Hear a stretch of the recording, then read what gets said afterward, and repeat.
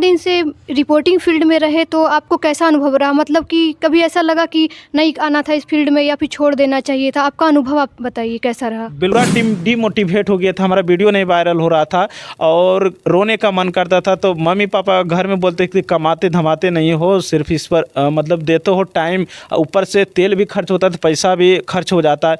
तो हमने अनिशा क्या किया कि मतलब कि हम सोचे अभी सब छोड़ देते लाइन और हम कमाने के लिए तैयार हो गए थे, जाते हैं कमाने के लिए। और पढ़ाई भी कर रहे थे तो उतना इनकम नहीं था जो कि हम अपने कोर्स को आगे बढ़ा सके। तो इस वजह से हमने अब छोड़ ही देना है, रिपोर्टिंग नहीं करना अभी था। हम कुछ दिन पहले आपका देखे थे, आप स्कूल सब में जा के आप बच्चों का रिपोर्टिंग कर रहे थे कि कैसा है शिक्षा व्यवस्था, डाइट देते थे, पहुंच जाते थे बेधड़क, वो हमको आपका बहुत अच्छा लगता है। तो उसके बारे में आप कुछ बताइए कि आप जो जाते हैं सबको सामने से सबको रूबरू करवाते हैं, उसके बारे में कुछ कौन देखता है बताइए। निशा?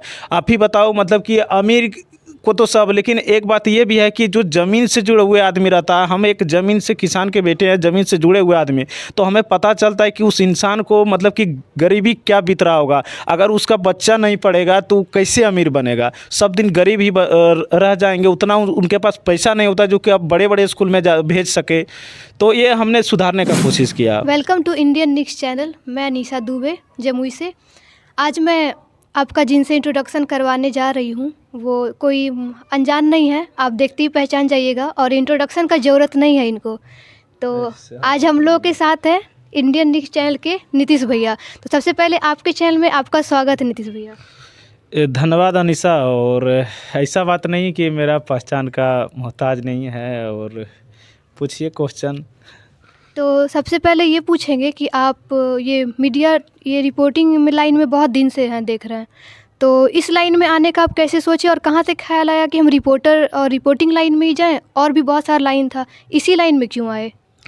देखिए, बात क्या था कि जिस समय हमने स्टार्ट किया था ना, उस समय मतलब कि मजबूरी बस करना पड़ा, क्योंकि अगर हम कहीं फैमिली या फिर कहीं जाते थे तो लोग हमें इज्जत नहीं करते थे, लोग ब्लॉक कर देते थे। और कहीं ना कहीं हमें गांव समाज में रहे, पंचायत में रहे, तो हमें लगा कि कुछ अलग करना चाहिए। पैसा कमाने तो कमा लेता है कुछ भी करके लोग, लेकिन एक इज्जत आना और नाम कमाना, ये इसके लिए बहुत मेहनत करना पड़ता है। और कहीं ना कहीं हम सोचे कि हमारा गांव का नाम विकास हो और हमारा भी नाम हो।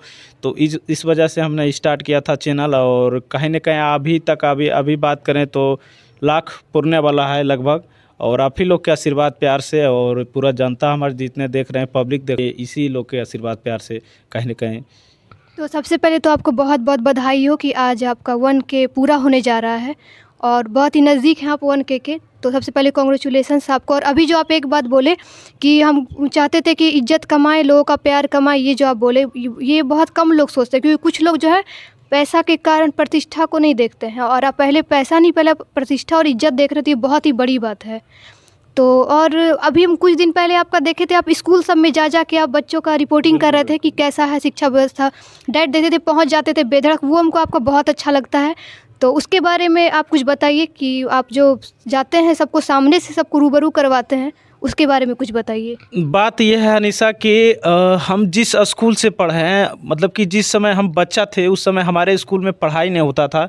हम खुद भटकते थे कि कैसा शिक्षा दिया जा रहा है। और हम भी एक गरीब के बेटे हैं, और इस चीज़ हम बड़े हो गए तो हमें सहा नहीं जाता है। जो कि अभी सब वेतन अगर बात करें तो सबका 50,000 की निकाह, 31,000 की निकाह, 41,000 टीचर के होते हैं। ये हमें देखा नहीं गया, और हमारे पंचायत में ही कहीं भी किसी का पंचायत में, तो इस तरह हमें सहा नहीं जाता। और देखते देखते हमारा बात है, कोई भी चीज़ हम देखते हैं ख़राब होते जा रहा है, लापरवाही होता है, हमारा माइंड गर्म हो जाता है। इस वजह से हमने बेधड़क घुसने का कोशिश किया और हमने सुधारने का कोशिश किया। आज हमारे पंचायत में जितने भी स्कूल है वो हमारे डर से टाइम पे टीचर आते हैं, टाइम पर क्या खाना चाहिए, क्या मिलना चाहिए, सब अच्छे से मतलब पढ़ाई कर रहे हैं। तो ये कहीं ना कहीं होना चाहिए। और सब जितने भी पत्रकार हैं सबको हम बोलते हैं कि आप आवाज़ उठाइए, बेहिचक उठाइए। आखिर कौन उठाएगा भाई? गरीब को कौन देखता है निशा? आप ही बताओ। मतलब कि अमीर को तो सब, लेकिन एक बात ये भी है कि जो ज़मीन से जुड़े हुए आदमी रहता है, हम एक ज़मीन से, किसान के बेटे हैं, ज़मीन से जुड़े हुए आदमी, तो हमें पता चलता है कि उस इंसान को मतलब कि गरीबी क्या बीत रहा होगा। अगर उसका बच्चा नहीं पढ़ेगा तो कैसे अमीर बनेगा? सब दिन गरीब ही रह जाएंगे, उतना उनके पास पैसा नहीं होता जो कि अब बड़े बड़े स्कूल में भेज सके। तो ये हमने सुधारने का कोशिश किया। बहुत अच्छा लगा कि आप शिक्षा पे जोर देते हैं, क्योंकि शिक्षा जब नहीं रहेगा तो लोग विकसित कैसे करेंगे। और बच्चों के लिए अभी शिक्षा बहुत ही जैसे कि स्कूल में देखते हैं कि लापरवाही हो रहा है, बिल्कुल। बहुत अच्छा कदम उठा, इसके लिए बहुत बहुत धन्यवाद आपको।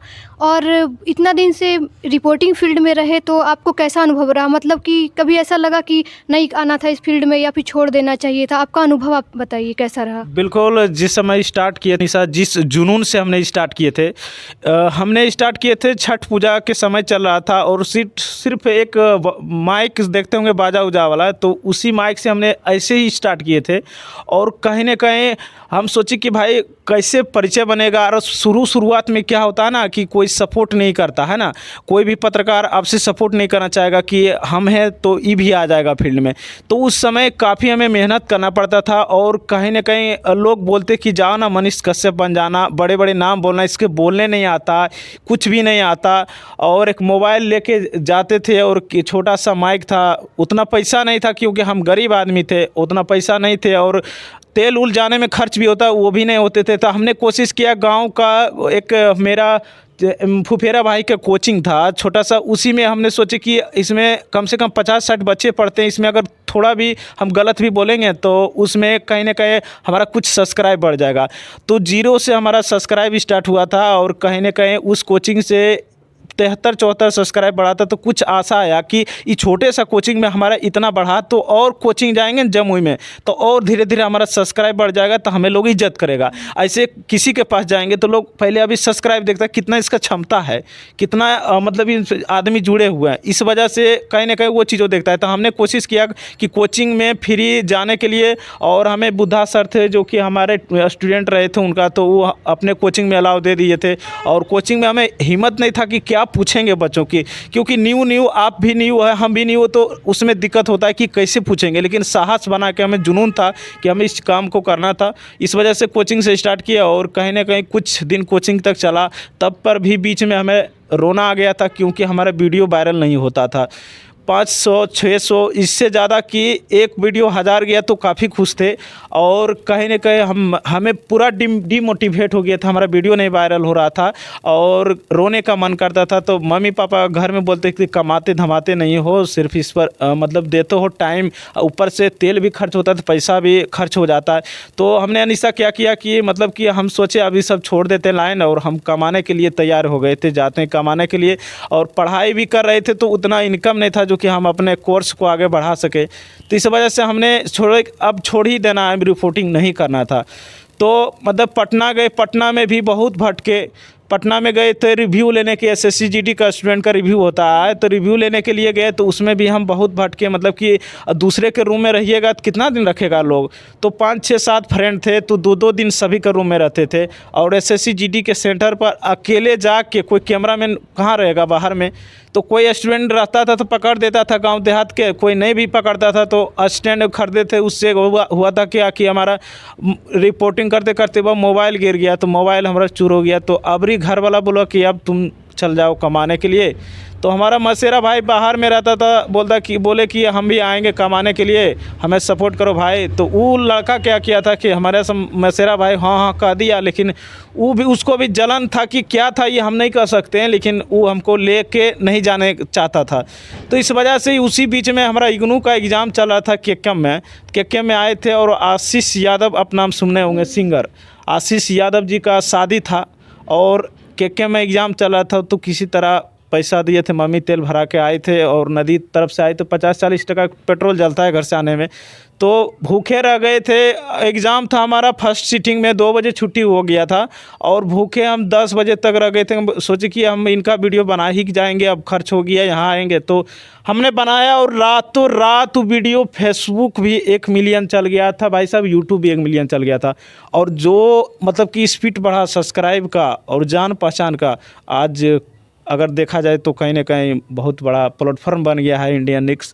और अभी के ज़माने में, अभी के बात करें तो अभी कोई परेशानी उतना नहीं है। तो साफ यही समझ में आता है कि अपने लोग आपको सपोर्ट नहीं किए इस फील्ड में, बिल्कुल आगे बढ़ाने के लिए तैयार नहीं हुए, लेकिन एक मगही के जो गायक हैं जो कि चर्चित हैं, वो आपका सपोर्ट किए, और एक भाई की तरह, और एक आपका स्टैंड आपको का वो बने। तो बहुत अच्छा लगा, बहुत बहुत धन्यवाद आशीष यादव जी आपको भी, कि आप भैया का इतना सपोर्ट किए। ऐसे लोगों का सपोर्ट कीजिए, भगवान आपको बहुत तरक्की दे इस काम के लिए।